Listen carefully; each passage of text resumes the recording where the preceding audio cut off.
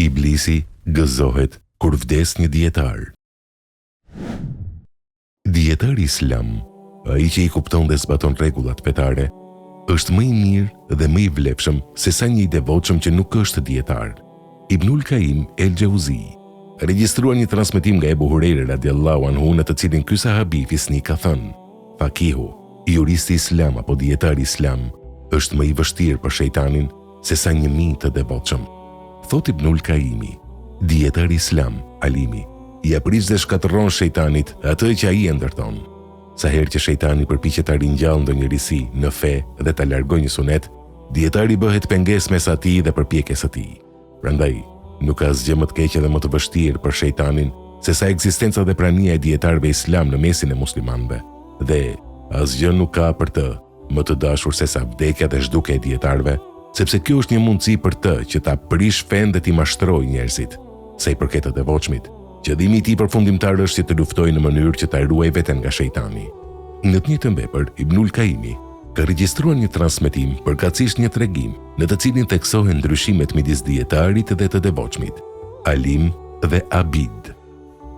Ibnul Qayyim el-Jauzi thot, transmetohet nga Ibn Abbas radiallahu anhu se ka thënë: shejtanët i thanë Iblisit: udhëheqësi ynë, pse gëzohesh më shumë kur vdes një dietar, alim, se sa kur vdes një devotshëm, abid. Ai u tha atyre: e jani me mua.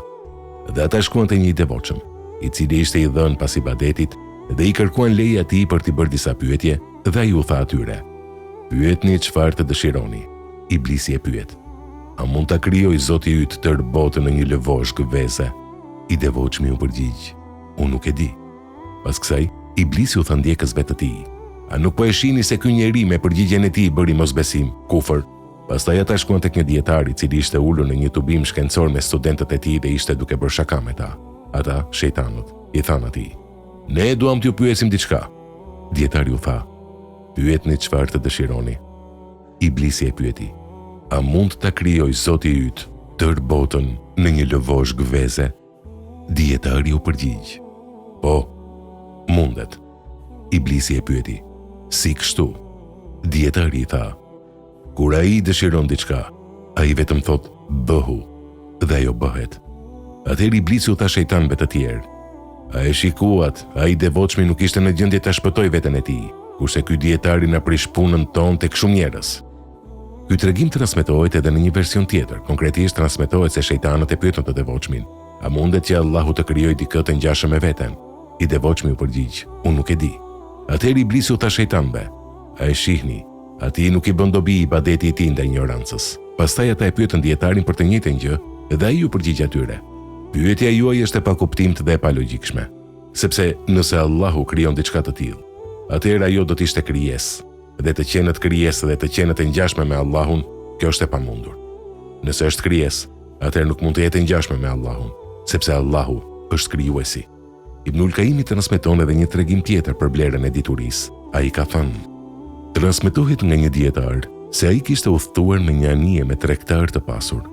Pas anija e tyre ishte thyer, dhe ata pas një jete luksoze në bollok ishin shndërruar në të varfër të poshtëruar. Pas pak, ata arritën në një vend ku njerëzit me respekt të veçantë mirëpritën dhe e gostitën këtë dietar.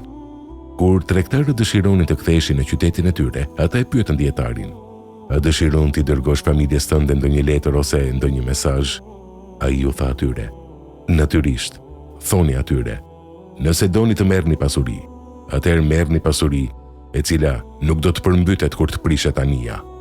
Merrni dituri, se ajo është pasuria më e mirë tregtare.